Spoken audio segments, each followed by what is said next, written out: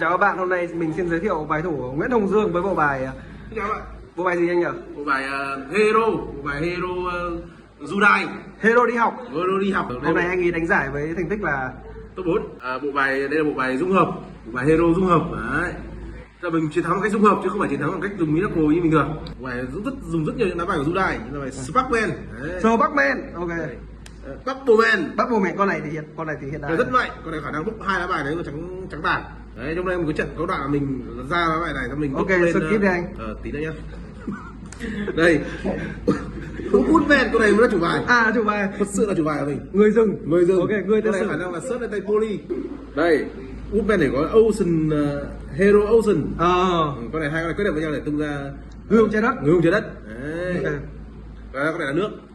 Đấy, ngoài ra mình đây chính là combo gọi là mình để mình thịt những các bạn chơi cóc. Necroset và Blade S. Đấy, con này có khả năng là cho mình nôm một summon này không thực tế. Ok. Và đấm xuyên thủ. Thế là chém vào deck là 2.500 điểm. 2.500 điểm luôn luôn. Đấy, để làm sao để có những con này đến mộ thì mình phải chơi Prisma. Đấy, để xem mọi người xuống tới mộ. Đây, em luôn có. Đấy, đấy là những lá bài hero của mình. Đấy, làm thế nào để mình có dung hợp thì mình chơi 3 lá bài King of the Swamp. King of the Swamp. Con này có phải là vứt xuống để xuất dung hợp không? Con này xuất dung hợp luôn. Bây giờ con này là nước. Là một AZ. Đấy. Nó có nhái được tên. Đúng rồi, có nhái tên để mình tung ra lá bài siêu mạnh của mình trong cái trận đấy ký mình chỉ cho. Và những lá bài mạnh Stable khác. Còn Breaker, Sangan để xuất con này. Đấy. Con này để rất con thủ. Đấy. Con này toàn bộ của em bằng cái vật của mình. Thế là bộ bài của Judai nhưng có con của Yugi để phòng thủ. Đúng, đúng là sức mạnh của sư phụ. Sức mạnh sư phụ. Đấy. Đấy là quái vật. Spell thì mình sẽ nói những spell đặc biệt trước. Mình chơi bộ bài mình chơi 3 Polymerization. Dung hợp xịn luôn. Đây, dung hợp này mình kết hợp lá bài Diffusion. Đúng rồi, để OTK vừa luôn. Combo sẽ là dung hợp ra AZ. Đấy, AZ của mình đây. Sau mình Diffusion ra. Tách nó lại. Tách là hai con khác. Sau đó con AZ này khi bị rời sân thì nổ cả mấy bữa luôn. Con này thì gọi lại, ví dụ mình dùng một Startatos, mình gọi lại Startatos, mình lại sân nữa. Đấy, combo super combo. Đó. Cái bài này mình còn lá bài Fusion Recovery, tái tạo lại dung hợp. Đấy là nhặt lại. Ví dụ mình dùng một Startatos, mình lại nhặt lại Startatos. Đấy. Đây là lá bài Sandwich, nhặt lại nước. Rất nhiều bài cộng. Đúng rồi, chỉ cộng thôi, đánh bài là chỉ cộng thôi nên là mình chiến thắng được Black Wing. Đấy, nước là mình nhặt lại con này. Đó. Nhặt lại con nước này. Con này lại đi để xuất Poly. Là vô hạn Poly. Rất con xít. Bộ bài consistent là 100%.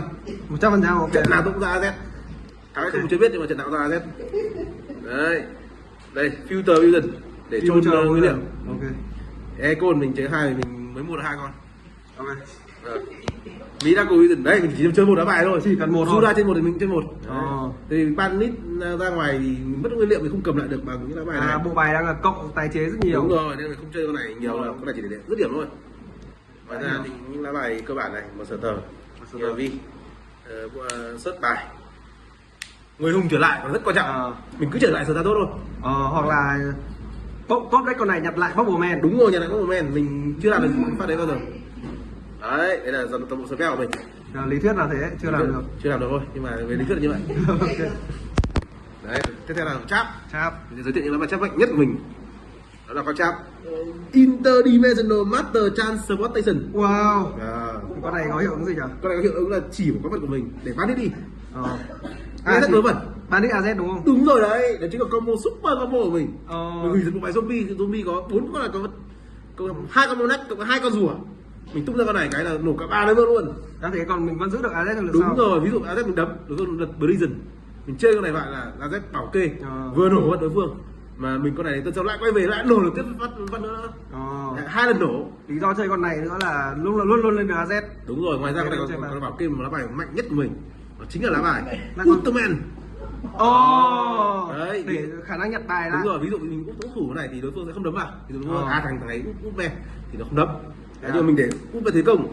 Đấy, nhưng mà đối phương tấm vào mình di chuyển úp về đi. Chịu đam.